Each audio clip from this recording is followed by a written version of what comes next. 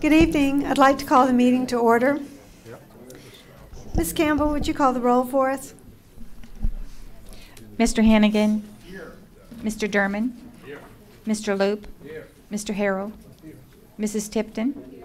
Mr. Jeter. Here. Mrs. Seeley. Here. Mrs. Mullett. Present. Mr. Betancourt. Here. Mr. Womack. Here. Mr. Panks. Here. Mr. Lamarck. Here. Mr. Alfred. Here. Mrs. Bellisario. Mrs. Heinz. Here.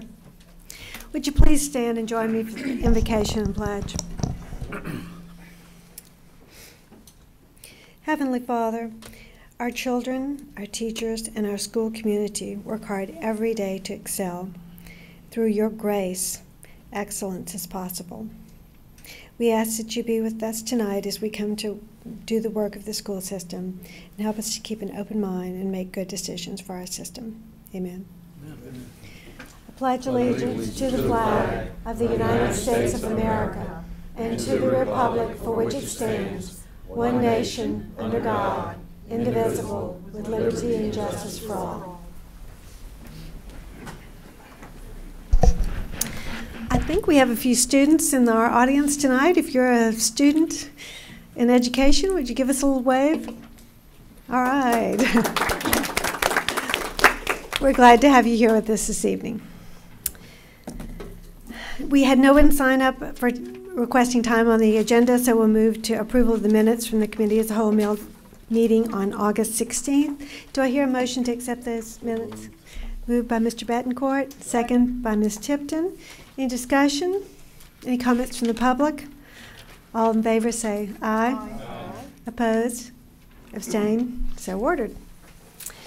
All right, that puts us right to instruction. The new accountability formulas. Mrs. Araby.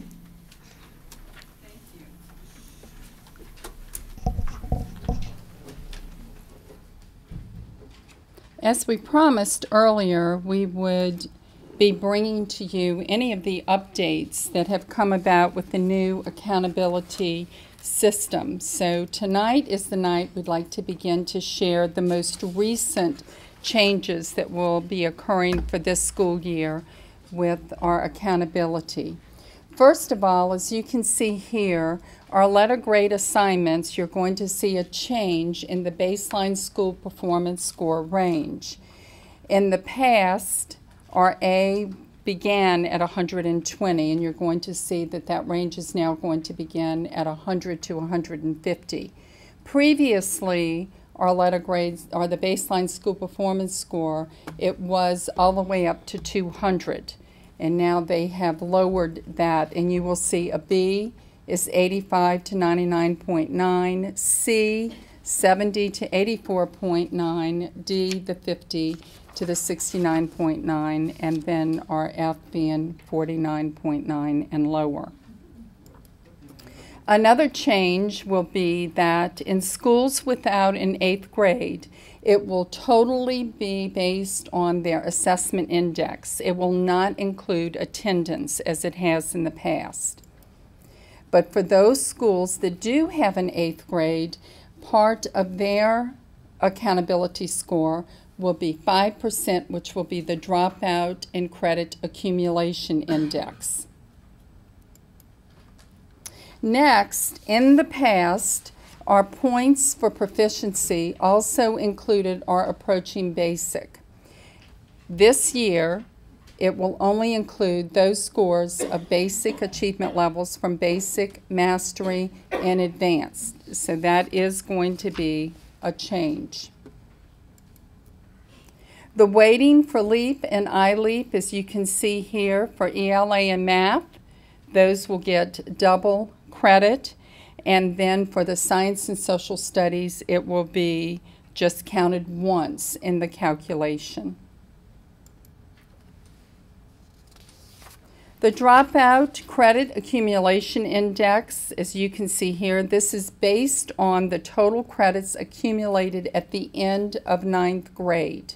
And you can see that this will be the index points that will be awarded. So a 9th grade student at the end of 9th grade, if they have 6 or more Carnegie units, for that particular student, you would get index points of 150.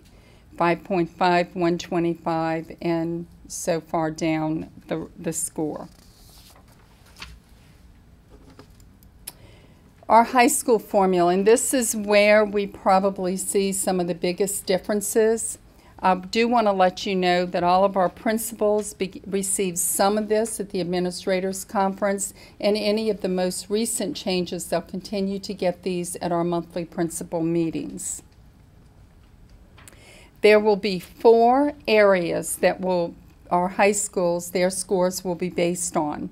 The ACT being 25%, the cohort graduation rate 25%, the graduation index 25%, and the EOC 25%. So it is certainly very evenly split across the board. So let's look at our ACT index first, being 25% of the score. First of all, it is going to be given statewide on March 19th. I know we told you earlier this year that we weren't sure of all the specifics. Just recently we did have a state webinar, so we've gotten a few more of the details. It will be on March 19th to all 11th graders except for our Law 1 students. For a student to receive a score, the student must reach an 18. And then at that point they will be given 100 points. Any score above that, for example, a 19 composite, they would get 102.8. Then a 20 composite would get 105.6. On up until maximum, of course, the very highest would be a 36, and they would receive 150 points. And while we have the ACT slide up here, of course, many of you received the email from Superintendent Foles, but we're very, very proud of our school system. Once again, we did grow 1/10 of a point. We are now at 21.9 is our district composite score. And with that, as we have always said, what we're very, very proud of is that we continue to show gains. We are above the national average. We're also above the state average, but we're very, very proud of being able to be compared nationally that we're above the national average. And just another little piece of data, the national average stayed the same this year, and we grew 1/10 of a point. And data people, we do look at that. That is just another mark at showing that we're making great gains, and we're very proud. You know, the ACT score is a result of all of our grade level teachers, beginning in pre-K all the way up. It's just that when that ACT is given, they're young adults, but we know that it's a credit to all of our teachers and administrators. Next, we have our end of course index at being 25%. You'll see here is another change. In the past, we have gotten points for needs improvement and fair, and that will not be the case this year. It will begin with the good and the excellent, and this too will be 25% of our score. I do want to let you know that we were aware of this particular change. We have been keeping up with our high schools. We've already begun to do the comparables. What would that have looked like this year with our students that may not have gotten the good, and us getting some of the points for the needs improvement and fair. And we do feel as though our students are continuing to perform better on the EOC. So we do believe we're going to be in good shape even with this change. And then our graduation index, you can see with this, the diploma plus the advanced placement test. Anybody who gets the 3 points on the advanced placement test, they would receive the 150 points. And then on down the line with the GE giving us, the student, the 25 points. There will be an incentive of 75 points for any 5th year graduates.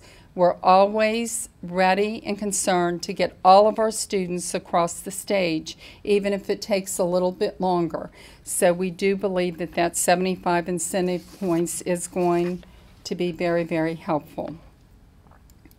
And then we have our cohort graduation index at 25%. And Denise has done a good job of putting this very elementary in the slide, but we wanted to just share it with you one more time on what does the cohort graduation mean and how is that determined at the high schools. In 9th grade, let's say you have 15 students that are beginning. That is your cohort class.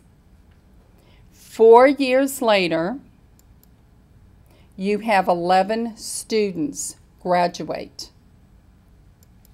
That would mean 11 over 15, so your cohort graduation rate would be 73.3. And I do need to let you know that for those 4 students that may not have walked across the stage, if they're a GED graduate, they count as a dropout. Okay, so that's real important to remember. The only students who do count in that group of 11, or those that make it across the stage, are those who receive a Louisiana diploma. Your certificate of achievement, your GED, or dropout will be 0 in the calculation. If a student moves from our district with the proper documentation, they are removed from our cohort group. And this is why we continue to emphasize on the schools that documentation is very, very important. We do believe that JPAMS is going to be very helpful with this. We're excited about that. And to let you know, our district cohort graduation rate is 79.6%. Our schools, our high schools, range from 70 to 90.6.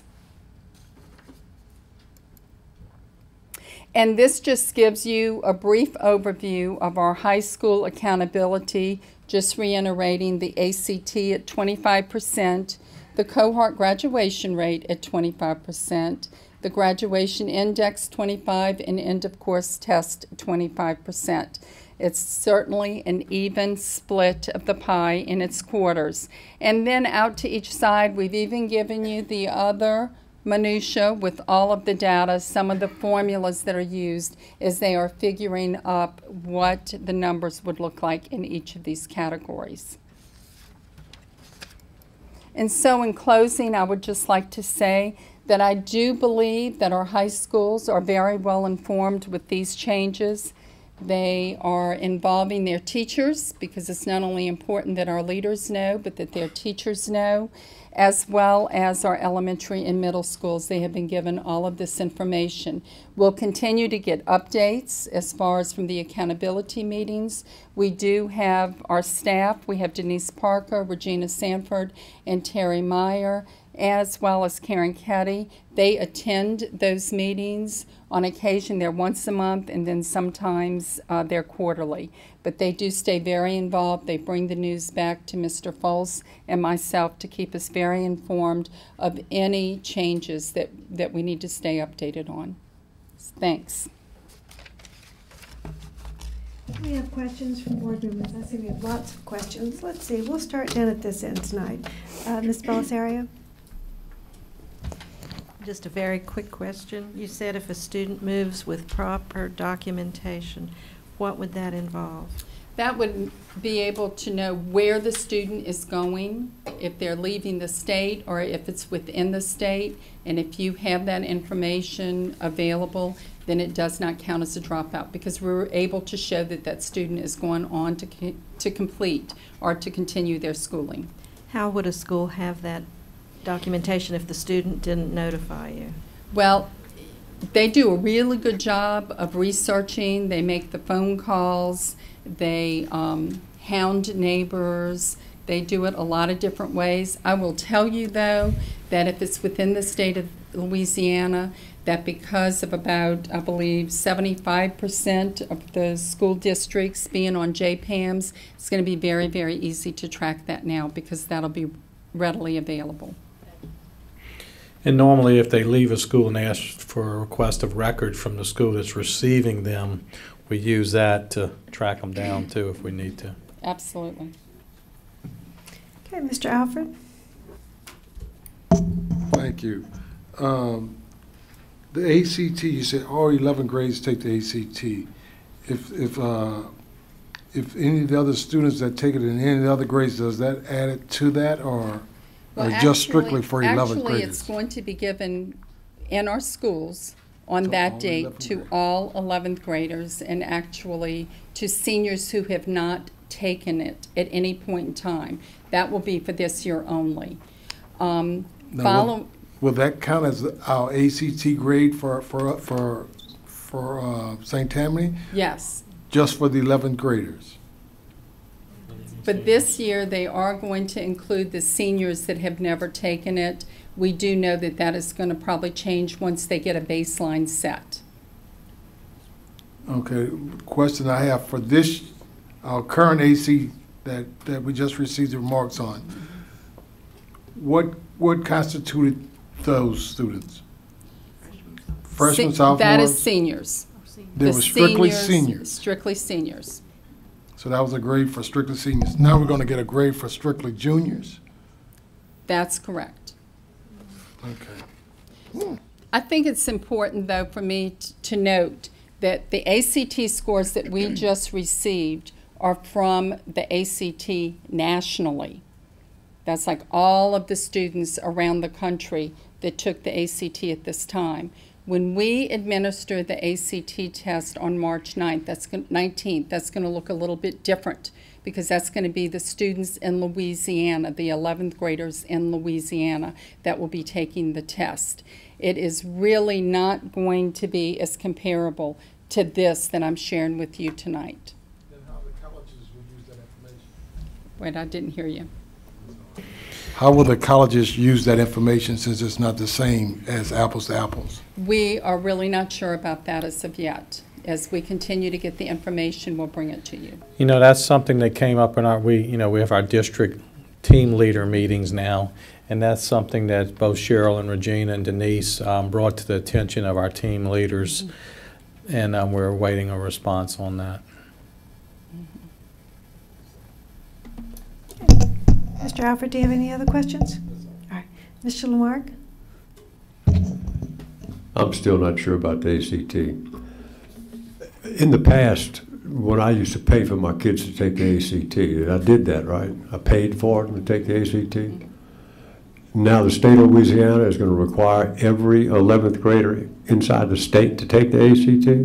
Are they going to pay for it? Yes, sir.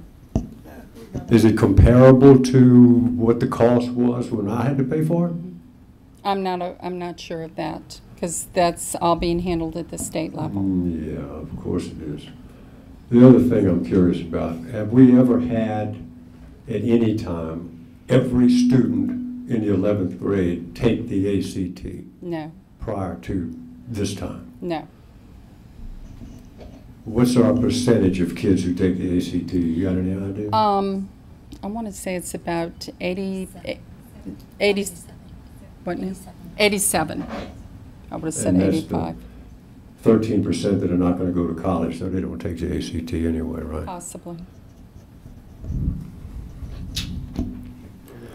How is that going to, our scores have always been high, and I've been fighting with people for years about how many kids of ours take the ACT as compared to some other school systems who have as high scores as we have, but only like 6 or 7 of their kids take the ACT. What's that going to do if we include all the rest of these children who've never taken or would never take the ACT in with that mix? Is it going to, you think, substantially lower our scores? I think you are going to see some differences anytime you're standardizing or setting a baseline for the first time. It's certainly going to have a different look to it.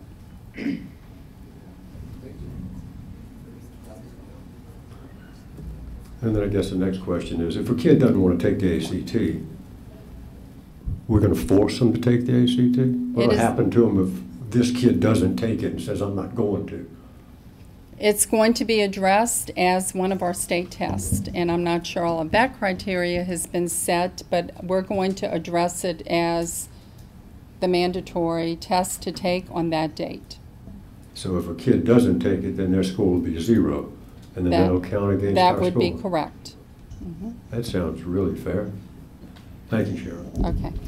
Mr. Lamarck, before I ask other board members about questions, it just came to my mind when you were saying that why wouldn't we go ahead and receive a reporting from ACT just like we have this year of students that took ACT that took it outside of the school setting just because they were going to college anyway and took it, and then we could use that as our reporting for, it'll just be interesting. There'll be several ways to look at it. Absolutely. All right, questions from other board members? Mr. Betancourt? Thank you, Ms. Heinz. Cheryl, in that last one, the cohort graduation rate index, you said that if a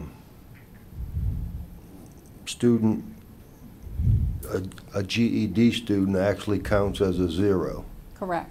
But that's just for that 25%, because right above that in the graduation index, the GED counts for 25 points. That's correct. And what GED student would that be? Is there some time limit where a child starts whatever and 7 years after they started, they end up getting a GED? Well, it would be within the 4 years, or then if they would be in that 5-year mark where we give them that other semester or year to get across to graduate. Okay. And what's EOC? Equal Opportunity Commission? End of course test. Oh, okay. Those. Oh, I did well on those. Okay, and on the ACT, what if a sophomore who is now a junior, what if they took the test last year, got a 27? This year, coming March, they score less. Which score will I'll be let Ms. reported? Parker answer that one. I think that is one that they have addressed. What will happen is when they look at the ACT, they're going to look at the kid, student by student. They will pull all of their ACT for 2 years prior to when they get the score and use the highest composite that student has made. Okay. In that discussion, at my superintendent's meeting today, that generated a lot of discussion, and I think that was some new information that just was determined to be, people were happy about. Yeah, uncharacteristically fair for the state to do that. Thank you. Smiley? So the state is going to take the ACT that a child took privately, or could take that score that a child took with his own money privately and use that? Yes. Okay, interesting. Other board members? Mr. Derman? Ms. Araby, whenever we were talking about all 11th graders have to take the test, at one point I believe the state had talked about eliminating some groups from having to be tested, Well, I believe there's still some discussion on that, but I did say that the law students would not be included in taking the ACT. But, the accommodations are still going to have to be in place, and we're working through some of those barriers that we do believe are going to be important. Okay. And I guess just from an overall concept, I mean, with the changes in the grading system and all of that, how do you view that in comparison to our system for the upcoming district performance score as opposed to this year? How do you think if we took the same data we had this year and applied these grading mechanisms, will we improve? I think overall the alignment is going to be the same across the state. I think we're falling right in that B range, a B school system, and not just a lower level B. But I think all of that will pretty much remain about the same. I think where you see some of the changes is at the school levels. But I'm real proud of what we have going on at all of our schools. And so I think you're going to continue to see the growth at each of the schools. Other board members with questions?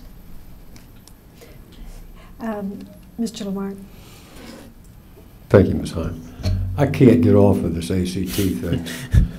I think I paid like $100 and something to take this test. Are you looking for a kids. reimbursement or? No, I'm not. But what I want to know is if it costs even half that much for the state to buy the ACT test or do it, whatever you call it, to all the kids in the 11th grade, that's several millions of dollars. Where does the state get that much money if they can't fully fund the MFP for us? The funding is $23.50 per child to take the test. And there's probably 100,000 11th graders, I'm not 75,000, something like that. sure. Anyhow, I'm sure statewide. is that coming out of our MFP as well? I'm just curious. It's not in a line item that I know of, but So it's going to be gone before we ever get it. Okay. I'm sorry, Cheryl. I just can't get over this. that's okay. Mr. Womack? Sure. You said that the GED just absolutely doesn't count toward the score, and if it's a junior in high school and something catastrophic happened, catastrophic illness, whatever, and that person, the student, had to finish by virtue of a GED, unless they walk across the stage, they just simply do not count. That's correct. That's very disheartening. Would be to any student that was considering having to go that route. Ms. Belisario. I'm sorry, Mr. Womack, were you finished? Yes, I'm sorry. Ms. Belisario. I'd like to talk about something a little different. Back on the first page when we're talking about the letter grade scale, just curious, if this past year a school had a 51, that would be an F. Next year, if a school had a 51, that would be a D. So if you're looking at comparables on a statewide basis, would that school look like it had improved? No, I don't think it can't be exactly like that, because now your scale is going to be based on a total of 150 points, not 200 points. So you need to consider that when you're, just for instance, we're, I believe, 111.7, I believe is what our school performance score is. Well, we're not going to be 111.7, but we're still going to fall in the B range.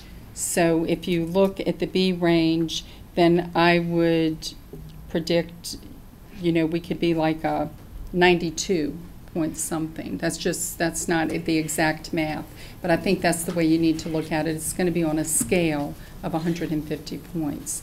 That's why I think typically you're going to see everybody falling in about that same area, and then hopefully we'll get some growth as we have gotten over the last 3 years. I guess I was just concerned that there might be some odd reporting of statewide grades that would make it appear that some schools had done better and some had not done as well. My understanding is they ran both these both ways, and it ended up basically with the same number of B's, C's, and they kind of did it, if it was in place, how it would compare to the current year. And, yes. so, and we'll be watching that closely, of course, but that's what we're being promised. Are there any other questions from board members? I have just a couple of questions. The end of course test, it's pass, fail, or good? It's all of the good, excellent, good, needs improvement, fair. That's what the students. Correct. Those are the achievement levels that they receive on the end of course test. That's correct. Students, and now they do not get any letter grade at all for the course. Or is it like their final exam? Not on the end of course test. They don't get it on that specifically, but then it can be used in 20% of their final grade, and that's what they put in the grade book. Okay. I was curious about that, having a high schooler.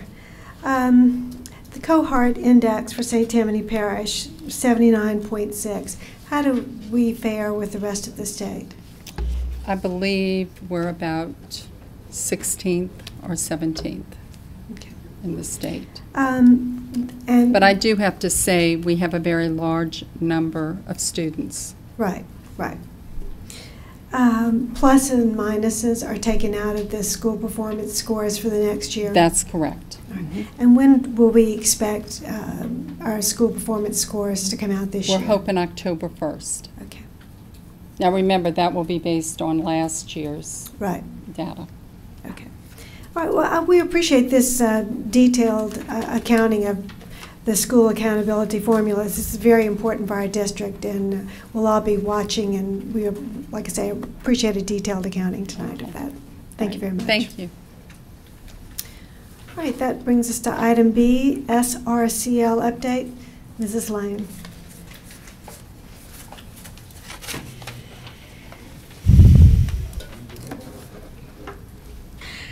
You know, remember in the spring, we were able to announce to you that we were fortunate enough to be awarded the Striving Readers Comprehensive Literacy Grant, and we were very, very proud of that. Well, tonight I'd like to give you an update as to how we've progressed and are on a journey of progress.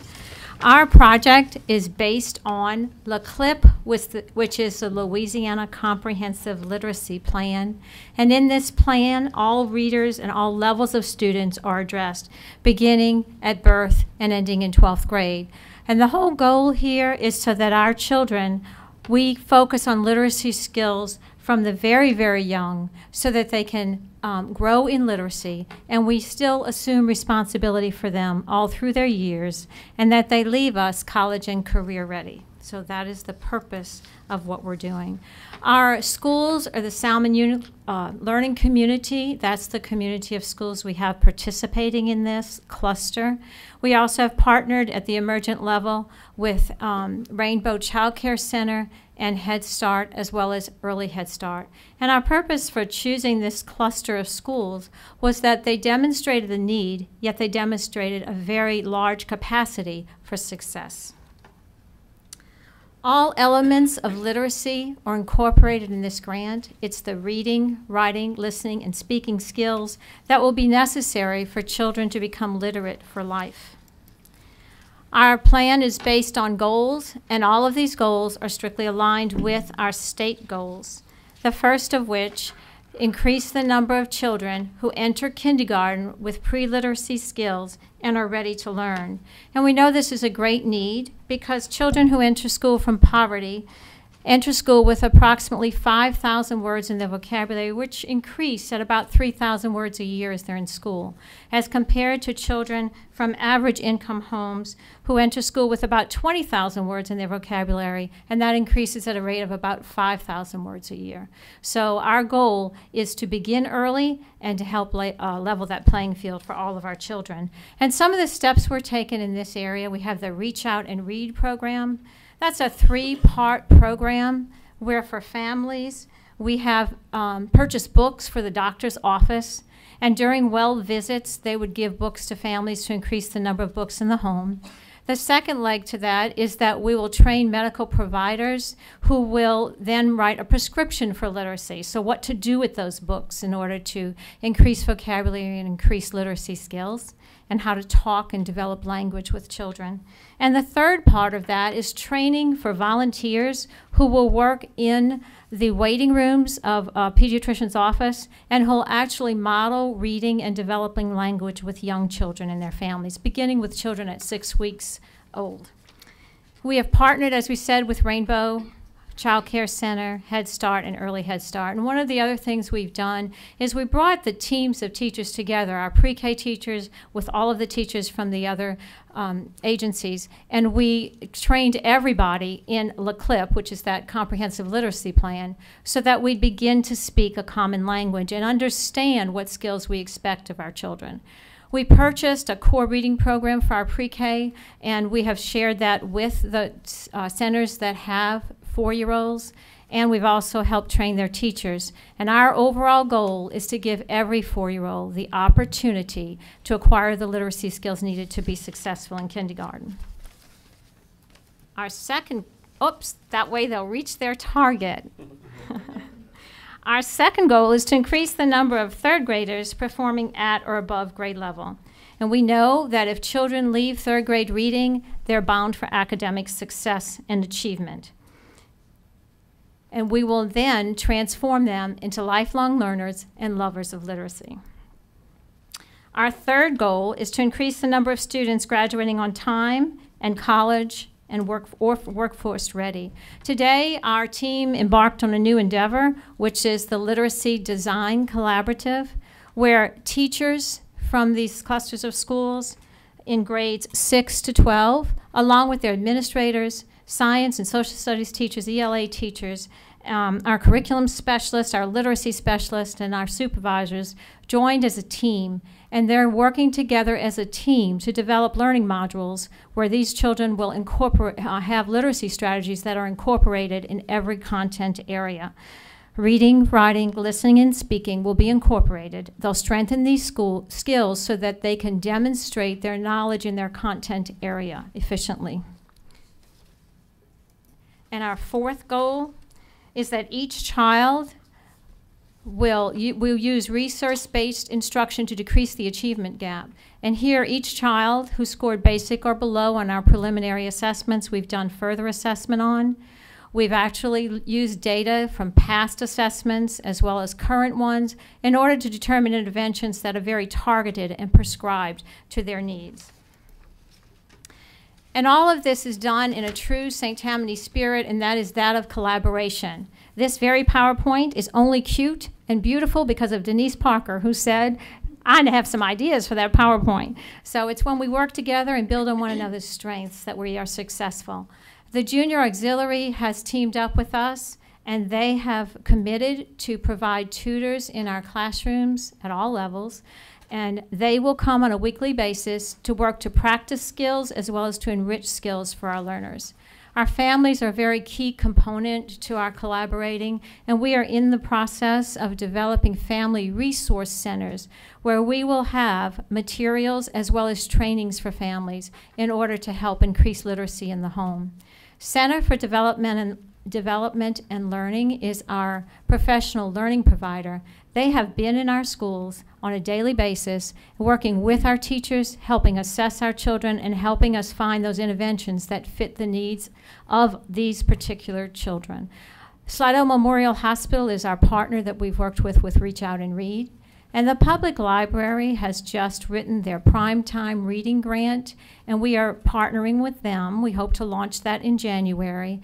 And our role would be that of recruiting families of this cluster and helping sustain them in order to attend all of the events associated with that, again, to increase literacy skills for school, home, and life. And we know we're on a journey. It's an incredible journey. We've had a great start.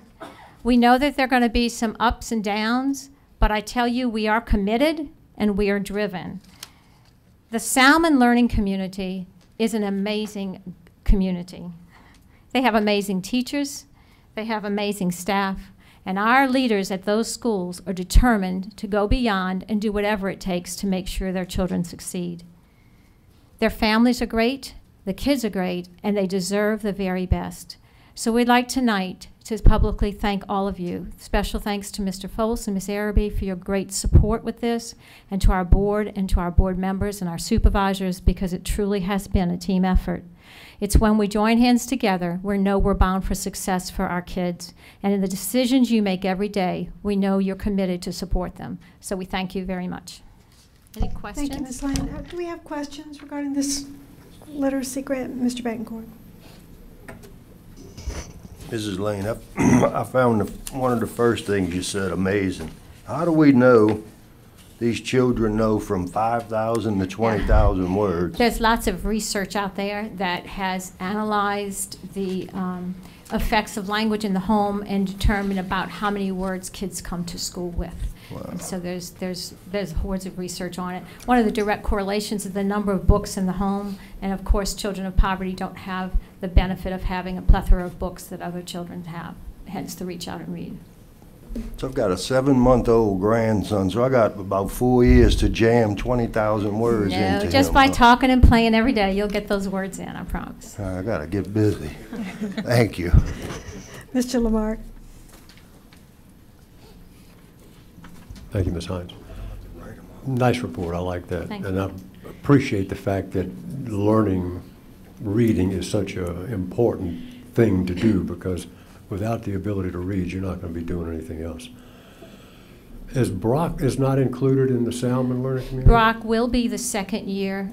We had to only have 2 elementary schools, and Albany Early Childhood is considered an elementary because of Yeah, right, kindergarten. 'cause they're separate. And in year 2, you can take on another elementary. So next year, we will include Brock in it, so the whole Good, community. good. I was will be- kind of wondering if Yeah, Brock sorry, would be this is left year out. 1. Yeah. Well, the other thing, computers are all over the place, and I think a lot of reading ability is generated by children sitting there and playing with those things.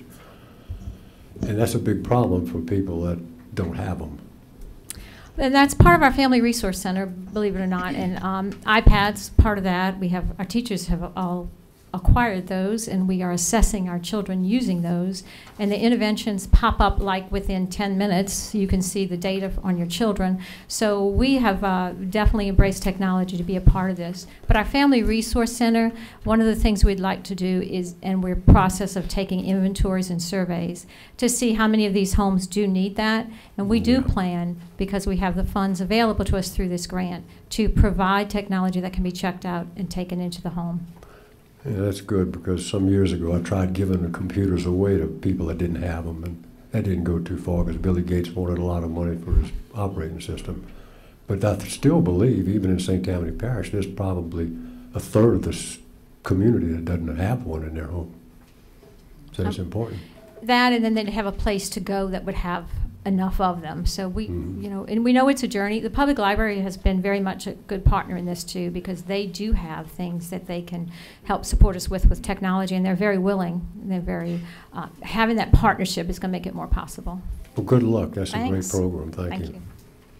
All right, Mr. Betancourt, you had a follow-up question? Yes, how many years is the grant for? Well, we know we're funded this year. We know we're funded next year. It's supposed to be a 5-year grant, and gradually the funds decrease. But it does make sense, because what we're noticing now is we have a lot of personnel who are supporting our teachers, and we expect that as we help develop those strengths in our teachers, less personnel would have to be in those classrooms. So we can dwindle a bit, but it's supposed to be over a 5-year period if it's continued to be funded. But, so you think we'll be able to absorb this program gradually at the end of the 5 That's my years dream. or We'll all be whatever? so literate. You see, we're going to be sending them on Okay. very strong to the next schools. So our hope is that. And when will you start getting data in the very first year to Oh, yes. start looking at? Yeah, we have lots of data, and we feel like we're data blind right now, because we have, as I said, not only looked at the data from this year that we've assessed our children, we've gone back to several years. So when you sit and analyze a child now, you look at the current score, where were the weaknesses last year, the year before, what interventions were in place, what progress did they make, why did they make? It takes time. Data teams are being formed of the schools where the teacher, as well as the integration specialist, the interventionist, and some kind of teacher leader at the school, every 2 weeks will meet to analyze the child's progress and determine the next steps. So we should be seeing progress and have, you know, we hope to have by January at least where we are at this point, and then gradually, at a drop of a hat, we should be able to get that progress because of technology. Thank you. Thank you. Ms. Tipton? Thank you, Mrs. Heights. Mrs. Lane, I think this is truly an exciting report, and I really believe that there are people in our community who would love to help. They may not be a part of the junior auxiliary. Is there a way that they could Just contact email or just email me, and we will email you? definitely, we've definitely had a lot of people, the more they hear about it, are definitely interested in it. We will be also having our community meetings. We expect that hopefully November-ish, our community meeting where we can pull in community partners again and invite people. But just word of mouth, person to person, is going to be very beneficial for us. So anybody who emails, I'll happily accept help. I'll pass that along. Thank you Thank very you. much. Mr. Loop? Yes, but the Center for Development and Learning. Tell us a little bit about that, please. That is a teaching learning organization, and it's a nonprofit organization. They collaborate with us as well as we do pay them for some professional development. We have a partnership with them. They are, as I said, teaching and learning. They're not about selling products. So the good news is they've come in, they've had a lot of experience working with schools and with children with the demographics that ours fit. And so they can come in with lots of research. For example, we just had 3 different interventions we were looking at, but the scientifically based research wasn't strong in this one, so we knocked it out the way, was stronger in this one, fit this need. So they help us because they've had the experience of using them to see the effectiveness of them, but also they have the time and the expertise in analyzing all the data that sometimes we don't. We'll read a blurb, but they get into 3 and we only spent 4 hours researching this. They said, well, you know, that's 4 hours that sometimes we don't always have. So they've been very beneficial. Great. All right. Thank you very much. Any other questions? Mr. Falls? Beth, go back to that slide with the collaboration. And board members, I just want you to take a look at this slide again. This is exactly what this grant does for this school system. When we went before the committee and we put it together, these people were at the table, witnesses, partners, and you look at the groups that are on there, Junior Auxiliary, and everyone knows when these people get behind you, and Slidell Memorial and the center. This is just a perfect example of the community connections that we're trying to make, and this is the only way that a school system, just like the book says, school cannot do it alone. This is the only way that we're going to make an impact and we're going to make a difference in learning communities such as Salmon if we get all these people on board. And this project is something that just is really going to bring in wonderful for our school system, and something that we will find the money somehow to grow this, and I can assure you that it's going to make a difference in kids' lives. Great. Just what I was thinking, Mr. Foles, that great community connection, great thing for our children. Absolutely. And we say kudos to the school system for going after this grant. Yeah, Did a great job in securing that for us. Thank you very much. All right. That brings us to announcements from the president. Mr. Luke? Thank you, Ms. Hines. A special board meeting will follow tonight's committee as a whole meeting. A committee as a whole meeting for Business Affairs Administration will be held on Thursday, October 4th at 7 p.m. A special board meeting will follow the October 4th committee as a whole for the purpose of a student expulsion appeal hearing. The community reception welcoming minority educators is Saturday, September 22nd, 11 a.m. at the Brooks Educational Complex. Thank you. Thank you very much. There being no further business, I declare the meeting adjourned. Thank you very much for coming tonight.